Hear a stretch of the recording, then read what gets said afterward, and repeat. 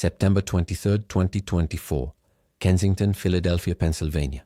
A demolition crew was preparing to tear down a 5-story textile factory that had stood abandoned on American streets since the early 1970s.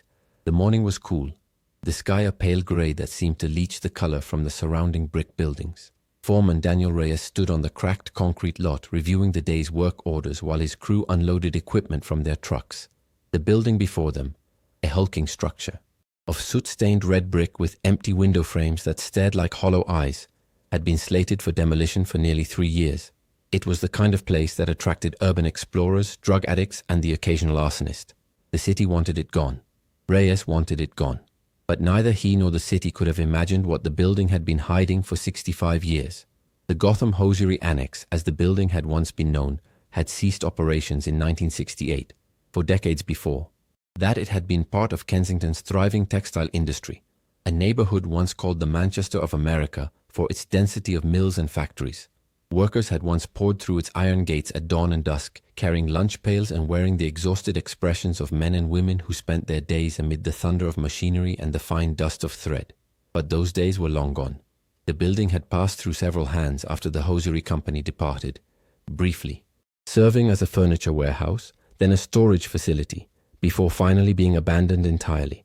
Now it was merely an obstacle to progress, scheduled to become a mixed-use development with luxury apartments and ground-floor retail space. The demolition had been proceeding smoothly for nearly a week.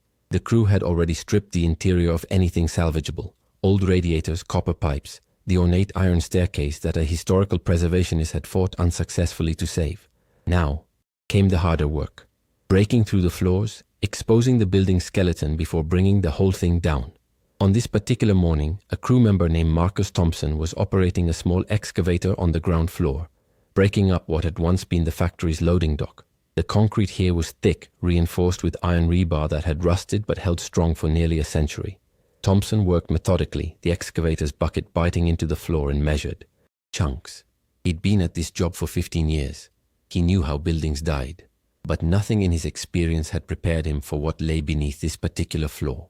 At approximately 9:47 a.m., Thompson's excavator struck something that produced a different sound, a hollow thunk that resonated through the bucket and up into the cab where he sat. He stopped the machine immediately, the engine idling as he climbed down to inspect. The other workers gathered around, curious about the delay. What they saw in the jagged hole Thompson had created made them step back instinctively. Beneath the concrete floor, barely visible in the dim light filtering through the factory's broken windows, was the unmistakable shape of a car. Not a modern car, something older, something with curves and chrome that belonged to a different era. The roof was crushed, caved in by the weight of concrete that had been poured over it, but there was no mistaking what it was. Someone had buried an automobile beneath this factory floor, and they had done so a very long time ago. Foreman Reyes called an immediate halt to all work and dialed 911. Within the hour, the abandoned factory was surrounded by police vehicles, their lights cutting through the gray morning with urgent flashes of red and blue. Officers cordoned off the site with yellow tape, and detectives from the Philadelphia Police Department's Major Crimes Unit arrived to assess the situation. The car, they could now see more clearly, was a late 1950s Cadillac, a Series 62, powder blue beneath decades of concrete dust and rust. Its rear end was partially exposed, the distinctive tail fins that had once been the height of automotive fashion, now crushed and bent but still recognizable. Detective Sergeant William Holt stood at the edge of the excavated pit, staring down at the impossible sight. He had investigated dozens of cold cases in his 23 years on the force. He had never seen anything quite like this. The excavation proceeded slowly over the following days, overseen by both police and forensic archaeologists from the University of Pennsylvania. Layer by layer, the concrete was removed, revealing more of the entombed vehicle. The Cadillac had been driven into what appeared to be a pre-existing pit, perhaps a repair bay or storage cellar that had been part of the original factory structure. Then concrete had been poured over it, sealing it beneath the floor. The pour had been rough, clearly done hastily and without professional precision, but it had been effective. For 65 years, workers had walked over this floor, loaded and unloaded trucks on this loading dock, never knowing what lay beneath their feet. The car held its secrets with the patience of a tomb. The forensic team worked carefully, treating the site more like an archaeological dig than a conventional crime scene. When forensic technicians finally gained access to the vehicle's interior on September 27th, they found exactly what Detective Holt had feared they would find. Slumped in the driver's seat, held in place by a corroded seatbelt, were the skeletal remains of a human being. The skull showed obvious trauma, a large caliber bullet hole in the rear cranium, consistent with execution-style murder. The victim's clothing, though deteriorated, was still partially intact. A dark suit of fine wool, leather shoes that had dried and cracked with age, a silk tie that had somehow retained a faint pattern of diagonal stripes. On the victim's left wrist was a gold Rolex Oyster Perpetual, its face stopped at 1124. On the right hand's ring finger was a heavy gold ring set with a ruby, the kind of ostentatious jewelry favored by men who wanted the world to know they had money and power. This was no ordinary victim. The investigation that followed would consume hundreds of hours of detective work, forensic analysis, and archival research. DNA extraction from the remains proved challenging but ultimately successful, yielding a genetic profile that could be compared against databases and potential family members. Dental records, though fragmentary, provided additional points of comparison when matched against records from Philadelphia dentists who had practiced in the 1950s. The Cadillac's vehicle identification number, painstakingly recovered from its corroded plates, was traced through decades-old Pennsylvania registration records stored in state archives, and the gold Rolex, when its serial number was finally deciphered beneath layers of corrosion, told a story of its own. It had been purchased in December 1958 from a jeweler on Chestnut Street. The victim was Salvatore Vincent Terrano, a man who had vanished from Philadelphia in June 1959. Detective Holt sat in the major crimes conference room, surrounded by boxes of evidence and printouts from newspaper archives that stretched back to the Eisenhower administration.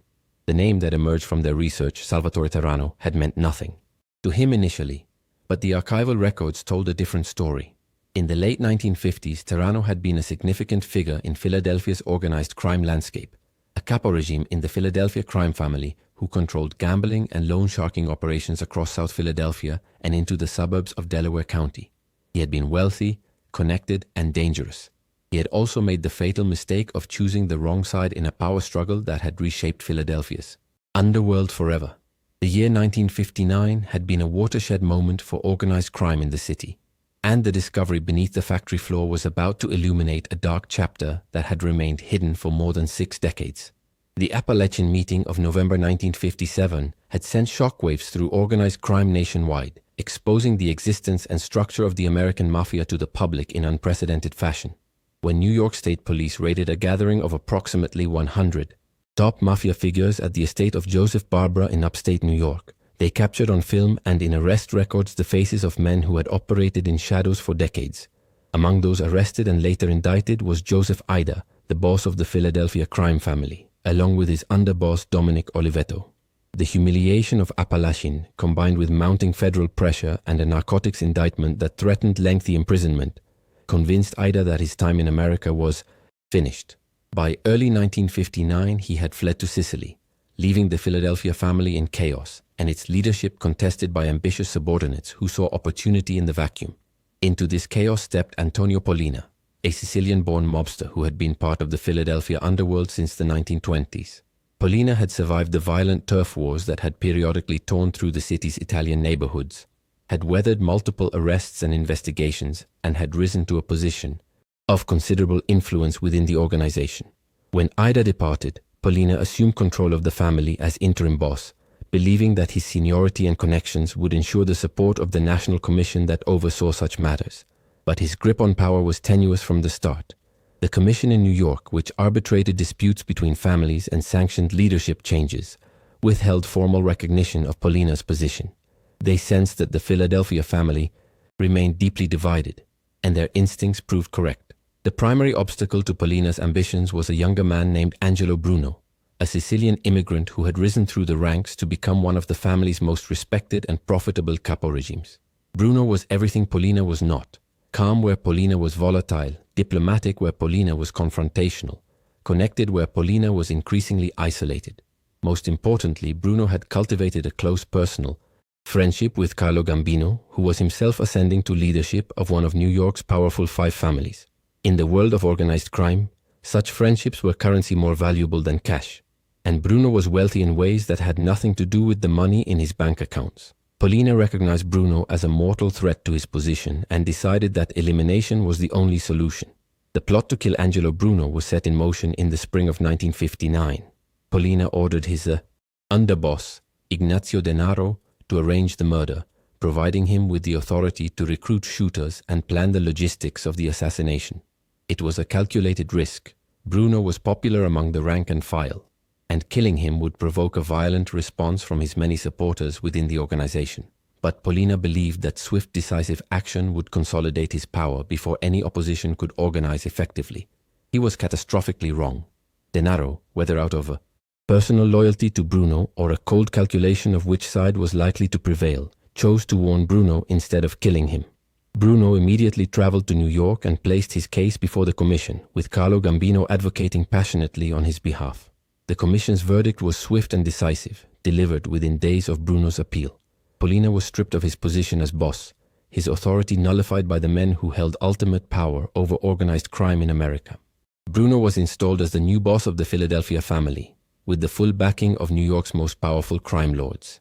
The transition happened so quickly that Pollina's supporters had no time to organize resistance or flee the city. They were left exposed, their allegiances known, their futures suddenly uncertain. Bruno, demonstrating the measured temperament that would earn him the nickname the Docile Don, chose to demote rather than execute Pollina himself. This act of mercy was noted throughout the underworld and contributed to Bruno's growing reputation as a boss who preferred negotiation to violence whenever possible. But not everyone who had aligned with Pollina received such merciful treatment. In the summer of 1959, several figures associated with the losing faction simply disappeared from Philadelphia's streets.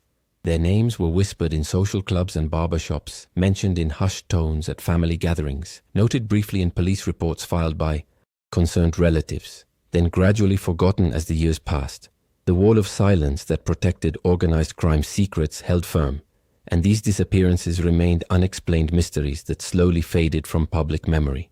Salvatore Terrano was one of these men, a loyal Pollina supporter who had reportedly helped plan the unsuccessful move against Bruno and had made his allegiances unmistakably clear when such clarity proved fatal.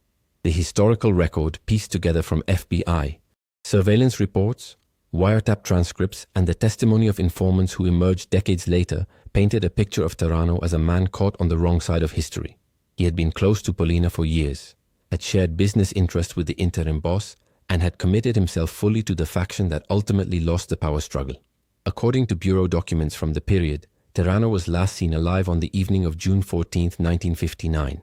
He had attended a dinner at a restaurant on Passyunk Avenue, surrounded by associates who were themselves nervous about their futures under the new regime. He left the restaurant at approximately 10:30 p.m., climbed into his distinctive powder blue Cadillac, and drove away into the Philadelphia night. His wife Maria reported him missing 3 days later. The Kensington neighborhood where Terrano's body had been hidden was in 1959 still a thriving industrial district, though the first signs of decline were already visible to those who knew where to look. The textile mills that had made Philadelphia the workshop of the world still employed thousands of workers, their smokestacks belching coal smoke into skies that hung perpetually grey over the densely packed row houses. The Gotham Hosiery Company operated multiple buildings in the area, including the annex on American Street where the murder victim would be concealed. The factory's loading dock, with its repair bay and access to trucks that came and went at all hours, provided an ideal location for disposing of a body and a car without attracting attention from neighbors who had learned long ago to mind their own business. Before we continue with this investigation, make sure you're subscribed to this channel and hit that notification bell. What happened in June 1959 involves Philadelphia's organized crime underworld during one of its most turbulent power transitions, a wealthy mafia captain who chose the losing side in a factional struggle, and a Aba S.I. powder blue Cadillac that vanished along with its owner. The questions investigators faced were both fascinating and grim. Who killed Salvatore Terrano? Who buried him beneath a factory floor? And why did it take 65 years to find him? By the end of this story, you will understand how a man could disappear so completely that even his own family would never learn the truth, until a demolition worker's excavator broke through the concrete and exposed a secret that Philadelphia's underworld had kept for more than 6 decades. The story of Salvatore Vincent Terrano began not in Philadelphia, but in the small Sicilian town of Castellammare del Golfo, where he was born on March 15, 1919. His father, Giuseppe Terrano, had been a fisherman who eked out a meager living from the Mediterranean's unpredictable waters, casting his nets before dawn and returning at dusk with catches that barely fed his growing family. His mother, Concetta, was a seamstress who took in mending to supplement the family's income. her fingers perpetually calloused from needlework performed by candlelight. Like so many Sicilian families of that era, the Terranos saw America as their only escape from poverty and the suffocating grip of the local mafia that controlled every aspect of village life. In 1925, when Salvatore was 6 years old, the family emigrated through Ellis Island and settled in South Philadelphia's densely packed Italian neighborhood.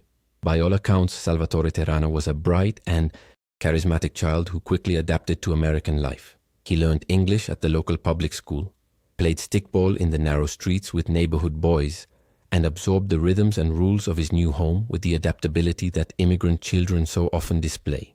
He attended South Philadelphia High School and excelled in mathematics, showing a gift for numbers that teachers noticed and praised, though some also observed a restlessness in him, an impatience with the slow rewards of honest labor that seemed to foreshadow his eventual path.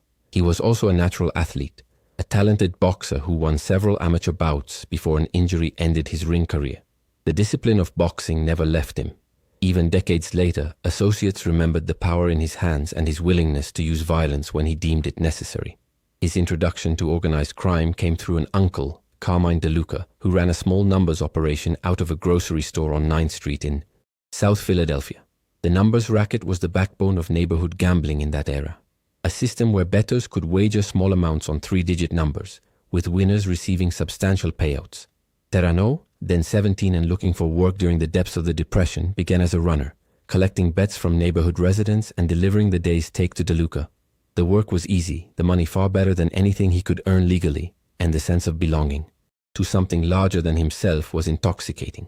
Within 2 years, Terrano had proven himself reliable, intelligent, and capable of keeping his mouth shut, qualities valued above all others in the world he was entering. When his uncle Carmine was arrested in 1939 on gambling charges, it was young Salvatore who kept the operation running smoothly during his uncle's brief prison stay.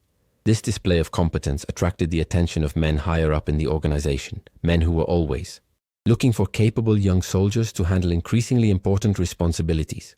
Terrano was introduced to figures whose names appeared in police files and newspaper headlines, men who controlled the rackets throughout South Philadelphia and beyond. He learned the rules of their world, the importance of respect, the value of silence, the consequences of betrayal. By the time America entered World War II, Salvatore Terrano had become a made member of the Philadelphia crime family, inducted in a ceremony held in the back room of a restaurant on Christian Street. Terrano served briefly in the army, stationed stateside at Fort Dix due to a childhood leg injury that had left him with a barely perceptible limp. He returned to Philadelphia in 1945 with an honorable discharge and an eagerness to resume his criminal career. The post-war years were extraordinarily good to him. As Philadelphia's economy boomed and the city's population swelled with returning veterans and their growing families, so too did the opportunities for organized crime. Terrano expanded his uncle's old numbers operation into a substantial enterprise, took control of several loan-sharking networks that preyed on working-class borrowers, and began investing his considerable profits in legitimate businesses that could provide both income and cover for his illegal activities. He purchased a construction company, 2 restaurants, and a car dealership in Delaware County. Physically, Salvatore Terrano was an imposing figure who commanded attention and respect wherever he went. He stood 6 feet 1 inch tall and weighed approximately 215 pounds, with broad shoulders and the thick hands of a man who had known physical labor before finding easier ways to make money. His hair, in the photographs that survived in police files and family albums, was jet black and slicked back in the style of the era, revealing a high forehead and dark eyes that witnesses described as either warm or terrifying, depending on the circumstances. He favored expensive suits, charcoal gray or navy blue, always impeccably tailored by craftsmen who understood that their client demanded perfection. A thin scar ran along his left jawline, the legacy of a knife fight in his youth that he rarely discussed even with close associates. His taste for luxury was evident in everything he owned. He wore a gold Rolex Oyster Perpetual on his left wrist, a timepiece that cost more than most Philadelphia families earned in a year. On his right hand's ring finger sat a heavy gold ring set with a substantial ruby, a gift from his crew members to mark his promotion to Caporegime in 1955. Around his neck hung a gold St. Christopher medal, a remnant of the Catholic faith his mother had instilled in him as a child. He drove a 1959 Cadillac Series 62, powder blue with white leather interior and the dramatic tail fins that made the model instantly recognizable on Philadelphia's streets. The car was more than transportation. It was a statement, an announcement to everyone who saw it that Salvatore Terrano had achieved success by any means necessary. The Terrano household was located on a tree-lined street in South Philadelphia, a 3-story brownstone that Salvatore had purchased in 1952 and renovated extensively with the finest materials available. He shared this home with his wife Maria, whom he had married in 1946 after a courtship conducted under the watchful eyes of both families. Together they had 3 children: Giuseppe, named for Terrano's father, born in 1947, Anthony, born in 1950, and Rosa, born in 1954. By all accounts, Terrano was a devoted family man who took pains to shield his wife and children from the true nature of his work. Maria Terrano, a quiet woman from a respectable South Philadelphia family, chose not to ask questions about her husband's business affairs. The children attended Catholic school and believed their father was simply a successful businessman. By 1958, Salvatore Terrano had risen to the position of Caporegime, one of the Philadelphia family's crew chiefs responsible for overseeing a network of soldiers and associates who generated income through gambling, loan sharking, and various legitimate business fronts. His territory encompassed much of South Philadelphia and extended into Delaware County, where he had established connections with local politicians and businessmen who found his services useful and his money welcome. His construction company won city contracts through a combination of competitive bids and strategic payments to officials who controlled the approval process. His restaurants served as meeting places for his crew, locations where business could be discussed without fear of surveillance. His car dealership provided both legitimate income and a convenient method to launder the cash that flowed constantly from his illegal enterprises. His relationship with the family leadership had grown complicated in the months following the Appalachian disaster. Joseph Ida, the boss, had retreated increasingly from day-to-day operations, leaving a vacuum that various factions scrambled to fill with growing desperation. Terrano had aligned himself with Antonio Pollina, viewing the older man as the likely successor to Ida's position and the best guarantor of his own continued prosperity. This was not purely a matter of personal loyalty. Terrano and Pollina had shared business interests for years, had worked together on numerous profitable ventures, and held similar views about the family's future direction. But it was also a gamble, and like all gambles in the world of organized crime, it carried potentially fatal risk that Terrano badly underestimated. When Angelo Bruno began to emerge as a rival power center, backed by the formidable Carlo Gambino in New York, Terrano found himself on the wrong side of a shifting balance of power that he had badly misjudged. He had committed himself to Pollina too publicly, and too completely to change allegiances without appearing weak or disloyal. In the world he inhabited, such appearances could be as deadly as actual betrayal. He was trapped by his own choices, caught in a situation where the skills that had brought him success, loyalty, decisiveness, commitment, now worked against him. As the spring of 1959 progressed and it became clear that Bruno had the backing of New York's most powerful crime lords, Terrano must have understood that his position was becoming increasingly precarious. The final months of Salvatore Terrano's life were marked by mounting tension and what witnesses later described as fatalism. Those who knew him noticed changes in his behavior. He became quieter, more watchful, less inclined to socialize with associates outside his immediate circle. He began carrying a pistol in a shoulder holster, something he had rarely done in earlier years when his position seemed secure and his future bright. He told his wife nothing of his concerns, maintaining the fiction that all was well even as his world crumbled around him. But he did make certain arrangements that suggested he sensed what was coming, paying off the mortgage on their home, establishing a trust for the children's education, visiting his mother's grave in Holy Cross Cemetery with unusual frequency. These were the actions of a man preparing for the worst. On the evening of June 14, 1959, Salvatore Terrano attended what would be his final dinner. The restaurant was Lucia's, a small establishment on Passyunk Avenue that catered to the neighborhood's Italian community and served as an unofficial gathering place for men in Terrano's line of work. The dinner was ostensibly a birthday celebration for one of Terrano's associates, but the mood around the table was subdued, the conversation careful. Everyone present knew that the power structure they had depended upon had collapsed, that the new boss Angelo Bruno was consolidating his position with ruthless efficiency, and that those who had opposed him were living on borrowed time. Terrano ate little that night, according to witnesses who spoke to investigators decades later. He drank 2 glasses of red wine and left the restaurant shortly after 10 o'clock.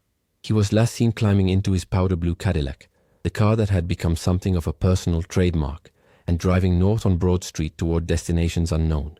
His wife Maria would later tell police that she expected him home by midnight, that he had kissed her goodbye that morning with no indication that anything was wrong. When he did not return that night, she assumed he had been detained by business matters that could not be discussed. When he did not return the following day, she began to worry. When he did not return the third day, she finally contacted the police, beginning a missing persons investigation that would go nowhere for 65 years. The powder blue Cadillac had vanished along with her husband, leaving no trace, no witnesses, no explanation for a family that would spend decades wondering what had happened. The immediate response to Terrano's disappearance was muted, shaped by the realities of the world in which he operated. His wife Maria waited 3 days before contacting police, a delay that was both customary and practical in families connected to organized crime. When she finally reported him missing on June 17, 1959, the detective assigned to the case, a veteran named Francis Moran, recognized immediately what he was dealing with.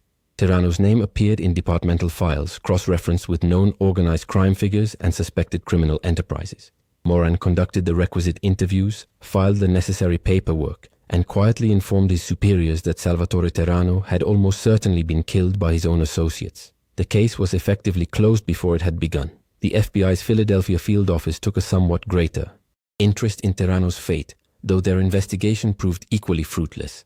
Bureau agents had been monitoring the power struggle within the Philadelphia family for months, building dossiers on key figures and tracking the shifting allegiances that would determine who controlled the city's underworld. Terrano's name appeared in surveillance reports, wiretap transcripts, and informant debriefings as a significant figure in the Pollina faction. The Bureau knew that he had been aligned with the Aiho.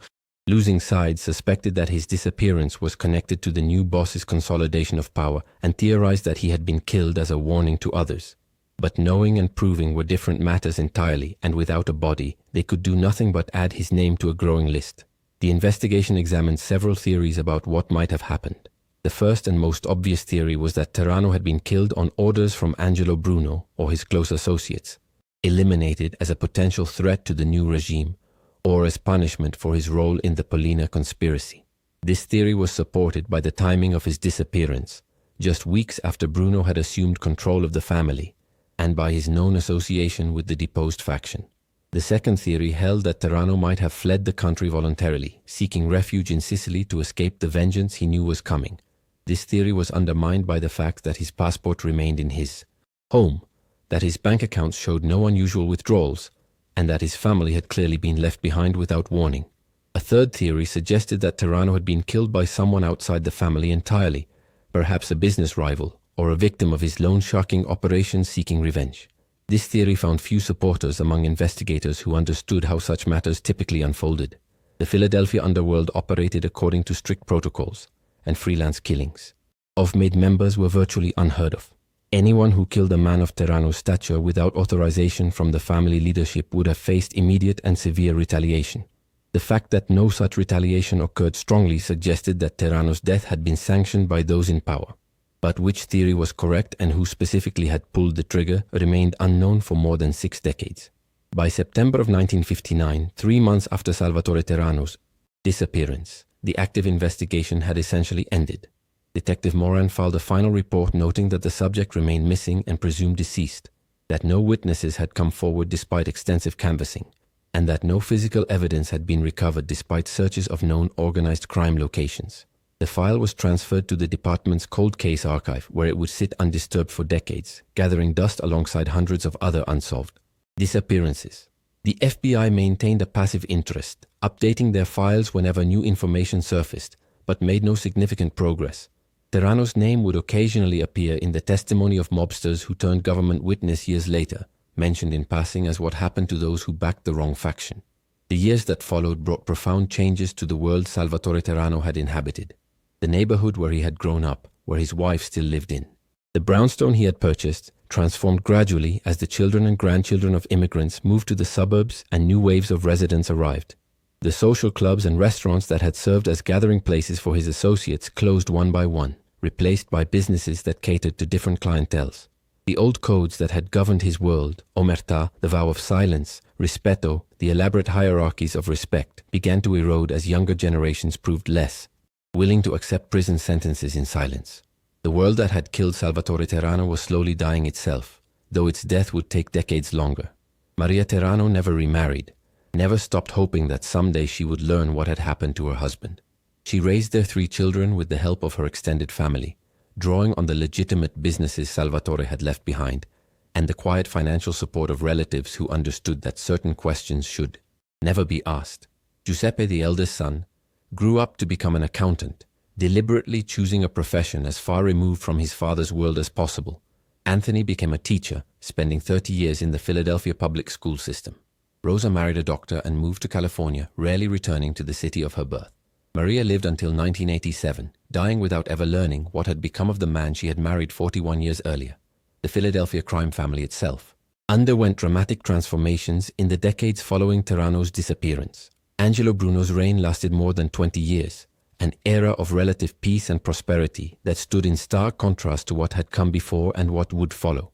Bruno maintained close ties with the New York families, avoided unnecessary violence, and kept his organization profitable through traditional rackets while carefully avoiding the drug trade that he believed brought too much heat from law enforcement.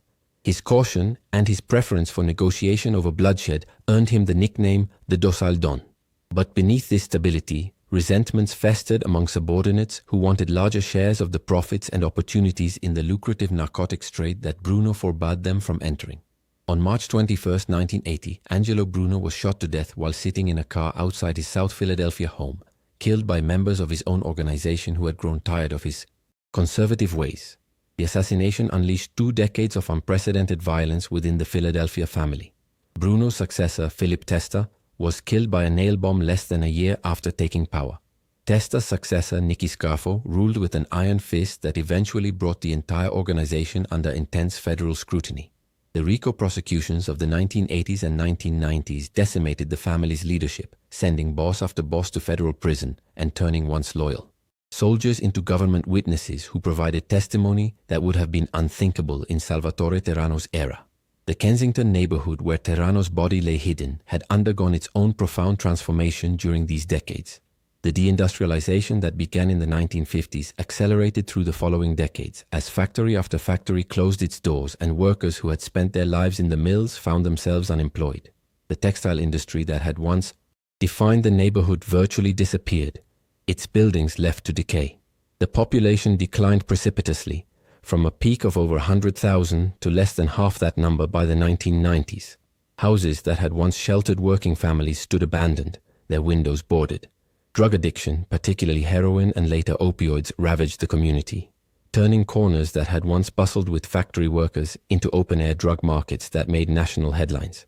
The Gotham Hosiery Annex on Torres American Street stood empty through it all, too contaminated for residential conversion, too expensive to demolish, a monument to a vanished industrial era. The building changed hands several times after the hosiery company departed in 1968. A furniture warehouse operated there briefly in the 1970s, using the loading dock where Terrano's Cadillac lay entombed. A storage company leased the building in the 1980s, renting space to small businesses that needed cheap square footage. Neither operation lasted long. The building's condition deteriorated year by year. The roof leaked, the heating system failed, and eventually even the most desperate tenants found more suitable accommodations elsewhere in the city. By 1995, the Gotham Hosiery Annex was officially abandoned, its doors chained, its windows slowly surrendering to vandals and weather. For the next 30 years, it stood as a decaying sentinel on American Street, home only to pigeons, rats, and the occasional homeless person seeking shelter from Philadelphia's harsh winters. Graffiti covered its lower walls. The loading dock where Salvatore Terrano lay buried was accessible to anyone willing to break through the rusted chains, though few ventured inside the dangerous structure. Above that concrete floor, the seasons changed and the years passed, and below it a man waited in his powder blue Cadillac for someone to finally find him. The decision to finally demolish the building came in 2021 when a development company purchased the entire block as part of a plan to revitalize the struggling neighborhood. The project proceeded slowly through permits, environmental assessments, and community meetings. Asbestos had to be removed. Soil samples had to be tested. Historical preservation advocates had to be satisfied. It was not until September 2024 that demolition crews finally arrived on American Street, ready to tear down a building that had outlived its usefulness by more than half a century. No one involved in the project had any reason to suspect that the building harbored secrets far more significant than asbestos or architectural heritage. The discovery that awaited them would make headlines across the country. The forensic examination of Salvatore Terrano's remains took place at the Philadelphia Medical Examiner's Office. Dr. Sarah Chen, the forensic pathologist assigned to the case, had examined hundreds of skeletal remains during her career, but she later admitted that the Terrano case presented unique challenges. The body had been entombed in concrete for 65 years, sealed in an environment that had both preserved and degraded the remains in unusual ways. The skeletal structure was largely intact, protected by the vehicle's interior and the concrete that had encased it. The cause of death was immediately apparent. A single gunshot wound to the back of the skull, the bullet having passed through the brain and exited through the forehead, leaving unmistakable fracture patterns in the bone. The identification process proceeded along multiple parallel tracks. DNA was extracted from bone samples and compared against genetic databases. Dental records offered more promise. While Terrano's dentist had died decades earlier, patient files had been preserved in storage by the practice that acquired his business. The records matched with high certainty. The vehicle identification number confirmed that the Cadillac had been registered to Salvatore Vincent Terrano of South Philadelphia. Last renewed in March 1959.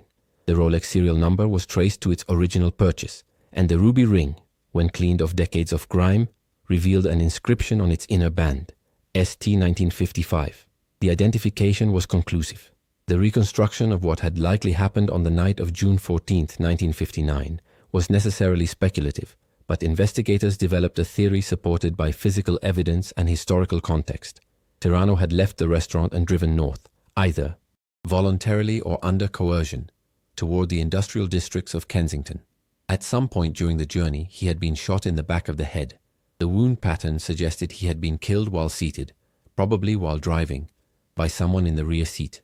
The killer or killers had then driven the Cadillac to the Gotham Hosiery Annex, where arrangements had apparently been made to dispose of both the car and the body in the loading dock's repair pit. Concrete was then poured over the vehicle, sealing it beneath the factory floor. The sophistication of the disposal method suggested planning and organization.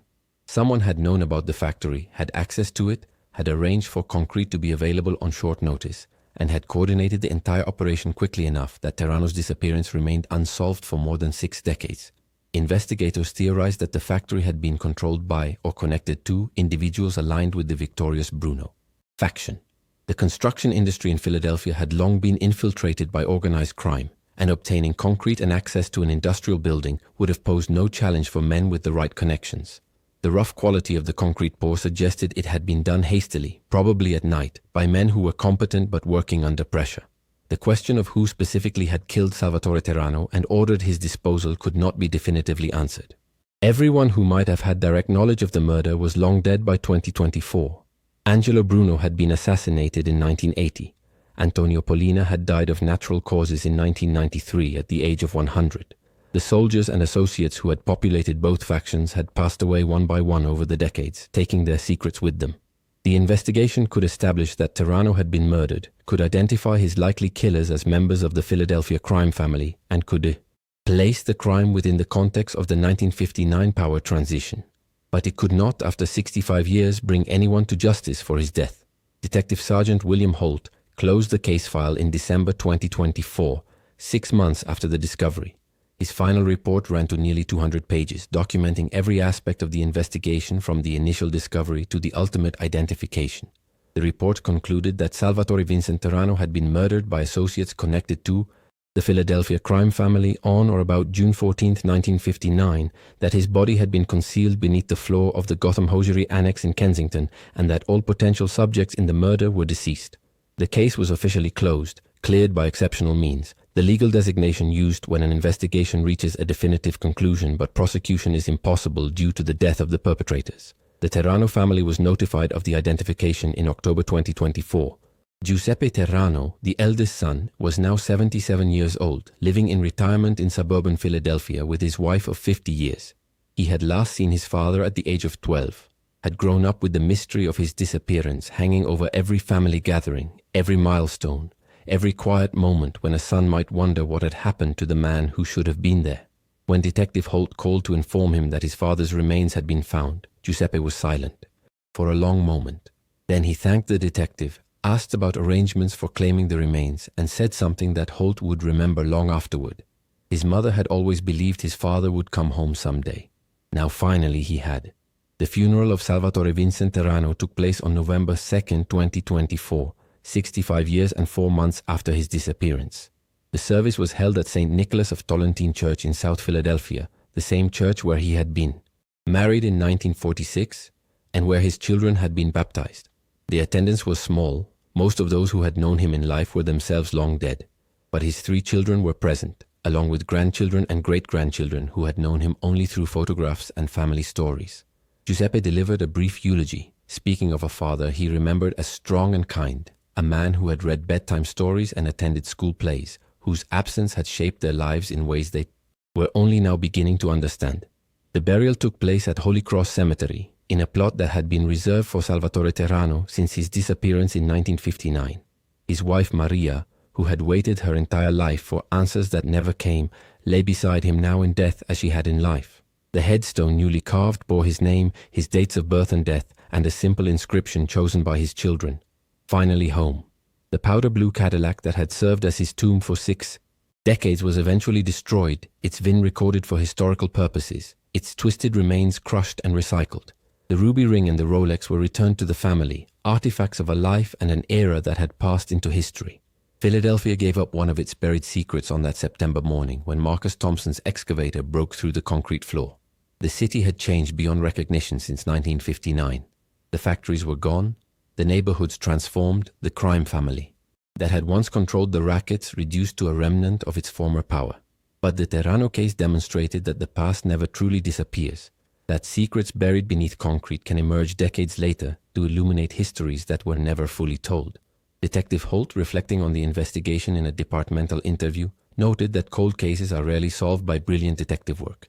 They are solved by time, by chance, by the slow erosion of the walls that protect old secrets. Salvatore Terrano had waited 65 years beneath that factory floor. In the end, it was not justice that found him, but a demolition crew clearing the way for progress. The story of Salvatore Terrano was in many ways a common one, a man who made choices, who rose and fell within a world governed by its own brutal logic, who met an end that surprised no one who understood the rules of that world. But his discovery, after so many years, offered something rare, a form of closure, however incomplete. His children, now elderly themselves, could finally lay their father to rest. The mystery that had haunted their family for generations had been solved, if not in every particular, then at least in its essential outline. They knew now where he had been all those years, knew how he had died, could visit his grave and speak to him across the gulf of decades. It was not the ending anyone would have wished for, but after 65 years it was more than they had ever expected. To receive. Rest in peace, Salvatore Terrano. Your long wait is over. Your family finally knows what happened, and you are finally where you should have been all along, beside your wife, in consecrated ground, beneath a headstone that bears your name. The powder blue Cadillac that carried you to your death and served as your tomb for 65 years has been destroyed, its secrets extracted, its purpose exhausted. The factory that hid you is gone, replaced by buildings that will never know what once lay beneath that spot. But somewhere in Philadelphia, your grandchildren tell stories about a great-grandfather they never met, and your name lives on in the family you left behind. After 65 years buried beneath a factory floor in Kensington, you have finally come home. The investigation into Terrano's murder had also revealed details about the broader context of organized crime in Philadelphia during this pivotal era. Documents uncovered during the research phase showed that the transition from Pollina to Bruno had been even more violent than historians had previously understood.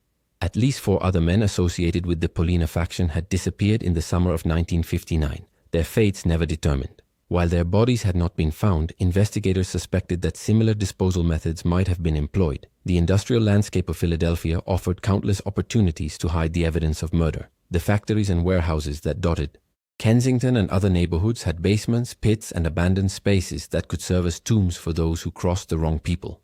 The relationship between organized crime and legitimate industry in 1950s Philadelphia had been symbiotic and deeply entrenched.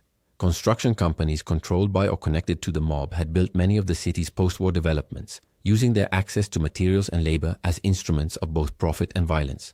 Concrete, in particular, had long been rumored to contain the remains of those who had run afoul of the underworld, a cliché of mob movies that contained more truth than most civilians realized. The Terrano case proved that at least some of these rumors were based in fact. The loading dock of the Gotham Hosiery Annex had been poured sometime in late June or early July of 1959, according to chemical analysis of the concrete performed by forensic engineers. The materials used were consistent with those available from suppliers known to have mob connections. The factory itself had an interesting ownership history that investigators traced through property records spanning 7 decades. In 1959, the Gotham Hosiery Company had been controlled by a consortium of investors, several of whom had suspected ties to organized crime figures in both Philadelphia and New York. The loading dock area where Terrano had been buried was technically leased to a trucking company that served as a front for various illicit operations, including the movement of contraband goods through the city's ports. Access to the building would have been easily arranged by anyone with connections to these networks.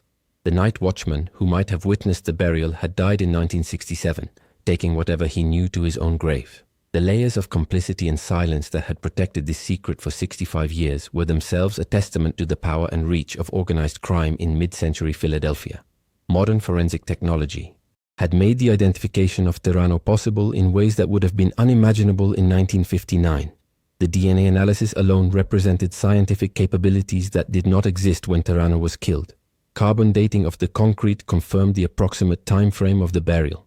Chemical analysis of the victim's bones revealed traces of the gunpowder residue that had accompanied the fatal shot.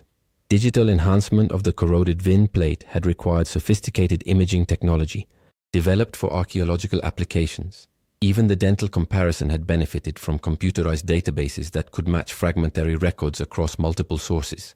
The intersection of cold case investigation and advancing forensic science had finally brought Salvatore Terrano out of the darkness where he had been hidden for so long. The media coverage of the discovery had been extensive, capturing public imagination in a way that few cold cases managed to achieve.